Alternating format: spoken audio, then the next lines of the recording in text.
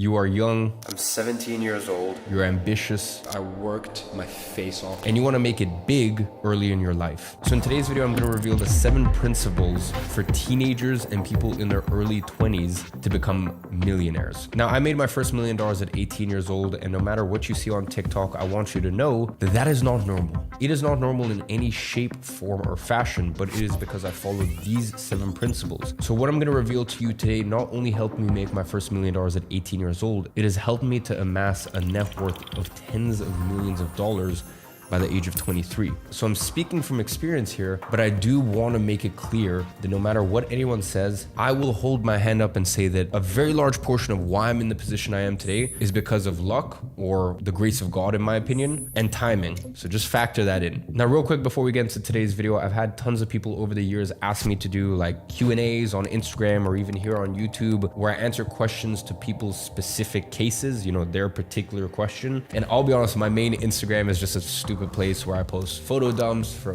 trips, business trips, what's going on in my life, stuff like that. But earlier this year, I created an Instagram account called @TalkWithEman. So you can just pull up your phone and request to follow that account. I usually tell my team to let in 1,000 or 2,000 people a week. I try my best, okay? I will hold my hands up. Sometimes I do miss it, but I try my best to do a weekly Q&A, just answering all of your guys' business life questions. So go ahead and follow that account if you want a little bit more business advice. But apart from that, let's get back into the video. The first principle you need to learn if you want to be a millionaire in your teens or your early 20s is that in order to be a king, you must first be a pawn. And this is really the issue with this generation. And I say this generation even though I am included in it, but I grew up with very traditional principles around respect. I come from a background that is a mix between Eastern European and Middle Eastern. So like growing up, you have no option. You learn respect and you learn the pecking order. And I learned from a young age that you respect your elders. And that's why still to this day, I still sit across the table from people that, I'm gonna be very honest with you, are far less successful than I am, but I shut the fuck up and I listen. Because for me, in my culture, you listen to your elders. Now that doesn't mean you need to take everything that they say on board, but you at least listen. And because I grew up in this environment of learning respect, I learned that, hey, you can be a king one day, but in order to be a king, you first need to be a pawn. You first need to be able to earn your stripes. And by the way, I earned my stripes from a very young age. I started my first entrepreneurial ventures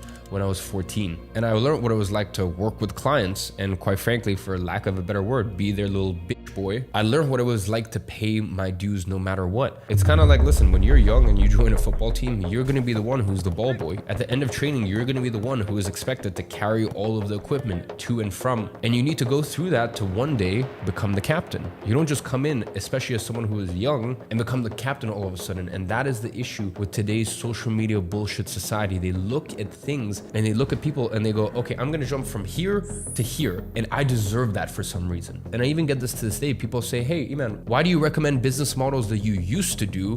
Why don't you recommend what you're doing right now? Do you realize how stupid that sounds? Do you realize why I may suggest business models I did when I first started my entrepreneurial ventures, or within 3 years into my entrepreneurial ventures, not now that I am coming up to my 10th year as an entrepreneur? Do you not realize why I would suggest businesses that I started as a pawn, as someone with no resources, no connection, no money, nothing? Do you realize why I suggest those businesses rather than the businesses I have now with millions of followers, subscribers, tens of millions of dollars? Like, I'm sure you can kind of see why I think this is better than this. But this is what I'm saying. The younger generation, they look at things and they're like, no, I want to jump straight to the finish line. You have to earn your fucking stripes. So just remember, to be a king, you must first learn to be a pawn. And there is nothing wrong with that, by the way. There is honor, there is nobility in starting from the bottom of the pecking order, being quiet, respecting the process, and understanding that you will eventually work your way up the totem pole.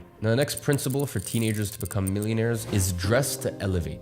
And here's what I mean by that. When you are young, people are gonna automatically discredit you. You don't wanna make it worse by the way that you dress. So here's the thing, you can have a 30-year-old that dresses in big labels, Gucci, Balenciaga, wears the funny shoes and all that stuff. And listen, I mean, I'm not against it. Sometimes when I'm feeling comfortable, I dress in streetwear, but if I'm going to an important meeting, I can guarantee you I'm not dressed like that. And my point is that you can get a 30-year-old that dresses like that looks like a 20-year-old, whereas you can get a 18 or 20-year-old that dresses very traditional, very classic, and you can get an 18 or 20-year-old that looks like they're 30. So the point is, don't spend crazy amounts of money to have all these labels and this and that. And I don't think that's a good idea ever, unless you really can afford it, you have a full wardrobe, and sometimes you just want to be a little playful. My best recommendation is just go for clothes that have no branding, no label. And I'm not saying that you need to dress in 3-piece suits. Listen, even if you just go in a simple black t-shirt, simple trousers that aren't too baggy, and definitely no skinny jeans, and just some classic timeless shaped shoes. Listen, you're not dressing incredibly well, but the point is you can kind of hold your own in any room. Sometimes less really is more. So first learn how to just dress classic and timeless, and then later down the line you can start incorporating some suits. You can start incorporating some double-breasted suits. Maybe before you go to the suits, just get some nice blazers, and you can pair the blazers with trousers. It doesn't need to be a full suit. You know, a lot of times I'm just very comfortable with a nice round neck t-shirt, not like this. This is a lot more, you know, it's a Sunday today, very home comfortable shirt. So not something as casual as this, just a nice fitted white t-shirt or black t-shirt and smart blazer over the top, some trousers and some smart shoes. And you have a very classic timeless look that's not overly formal, and you're never going to be too overdressed in any situation. And then, as I said, later down the line, you can get into your double-breasted, you can get into your 3 pieces, whatever you feel comfortable in really. But the point is that you really need to learn how to dress to elevate, especially if you're going into the world of business at a young age, because I'm being honest with you, I experienced this firsthand. People will try to discredit you because of your age. So don't give them any excuse or reason to make it an even bigger thing than it needs to be. So dress older than you are. Now, the third principle for teenagers to become millionaires is have something external that humbles you. And here's what I mean by that. There's a lot of people who are young with a lot of ambition in their life, but the issue is there's nothing in their life that has humbled them. Things that will humble you: combat sports. Business will humble you, because no matter how good you are, when you get in the world of business, the market will tell you how good you are. I'll give you a perfect example. I remember when I was 17 years old, I had gotten up to, I think, 15 or 20 grand in my business at that point. I dropped out of school the month prior, and I hired my first employee, full-time employee at $50,000 a year, which, by the way, for a first employee was like, at 17, that was big for me. And I'll never forget it. This person even moved country to join my company, aka just me. And within 3 to 4 days, he quit, packed up his stuff, and went back to his country and was like, I do not enjoy this work. And I remember it was one of the very few times I've ever cried in my life. I remember talking to my mom and just crying and just being like, wow, I feel like a failure. Your business is taking off and you're hiring your first employee, and they leave because A, the work isn't enjoyable enough, or potentially, and this is something I had to face at the time, maybe I just really wasn't an inspiring leader. Maybe I wasn't the sort of leader where my team was like, I would follow you into war. And things are very different now that I have 150 employees. We get 40,000 people a year applying to work at one of my companies, because I was humbled when I was 17 that, hey, maybe you're not as good as you think you are. Maybe you think that you're this little child prodigy. Are you sure about that? Let me humble you. So whether it's business, whether it's combat sports, you need something external in your life to humble you and put you in your place. Because the thing is, especially if you earn a lot of success at a young age, you're gonna start to think you're hot shit. And if you don't have anything to humble you, you will end up becoming your worst enemy. The next principle you need to follow is no casual dating. Either something serious or nothing at all. Listen, if you are in your teenage years or your early 20s, either you go for something serious, no casual dates, no casual flings, stuff like that. Listen, you are a man in your early years. Make something of yourself, and either have a partner early on that will support you through that as something serious, or none of this casual Hinge, Tinder, blah, blah, all this bullshit. None of this casual dating bullshit, because let me tell you something, it is taking you away from your best years to build. And the other thing is, we live in a very brutal dating culture. I'm gonna be very honest with you. So why be 19 trying to navigate this crazy difficult dating culture where there's successful men all around the world that through Instagram and all of these other mediums have access to all these women? Why would you at 19 try to compete with that? Either you have that serious girl that holds it down for you, or don't try to casual date. If you want to casual date and have your fun, and listen, I'm speaking as someone who has had both sides of the equation, and to this day, I still like to have my fun. There's nothing wrong with it, but I put my head down and worked like a dog for years and years. And I remember even being 19, 20 and being a multi-millionaire. And I said to myself, what's the point of me really focusing on women and having fun and enjoying myself with all these women when girls don't want guys who are 19 or 20? And you need to understand this. As a guy, you become most attractive once you get past the age of 25. Really from 25 to 35 is when you're most attractive to women. And it really only starts at 25. So I remember even being 19 or 20 and I'm like, yes, this is great. I'm a multi-millionaire. I'm all these things. But like, let me just keep working. Like I'm on a roll. I got momentum. Let me just keep this going rather than trying to have the most fun and date girls and blah, blah, and all this crap. So as I said, no casual dating. Either you are dating someone serious that you're like,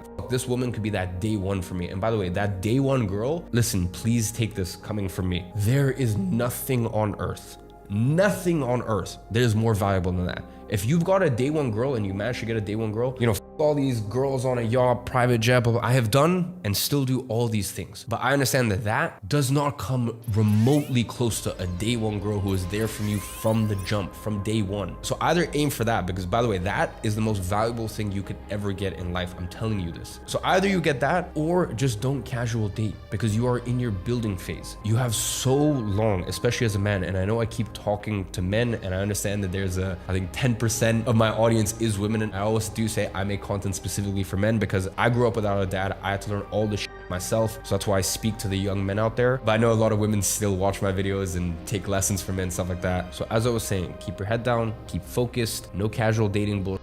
And then once you made something of yourself, pop your head up and then you can have a little bit of fun before eventually, hopefully one day you find your actual queen. Principle number 5 is keep your circle small, but your influence large. And here's what I mean by that. There is nothing wrong with many people knowing you or with you having many acquaintances, but you should have very few friends. And here's the thing, most people in this bullshit fake life don't know the difference between an acquaintance and a friend, because most people don't understand what true loyalty is. They are around people that they don't like. They're around people for clout or money and this and that. And that's why, by the way, it's so important to get yourself strong first. So this way, people later down the line can't throw money or women or clout at you and you're impressed by it. You need to make yourself strong. You need to make yourself a fortress. But back to the point, keep your circle tight, but your influence large. Many people can and should know of you. And I'm not talking about having a massive social media following or this or that. I just mean even in the industry you're in, never unnecessarily burn bridges. Always be very polite and courteous to people, but always understand that you can probably only have a select handful of true friends, true brothers in arms, true people that would love you and do anything for you. That's a very, very small circle. So your circle of influence can and should be large, but keep your actual circle solid and full of good people. The next principle you need to follow is that God will always test you to see what you can handle, and if you can't, he will take it away from you. And this is very, very important, because becoming successful and making your first million in your teens or your early 20s, that's great. Congratulations. Can you keep it now? And not only can you keep it, can you multiply it? Because that's a lot of pressure. Listen, if you make your first $1 million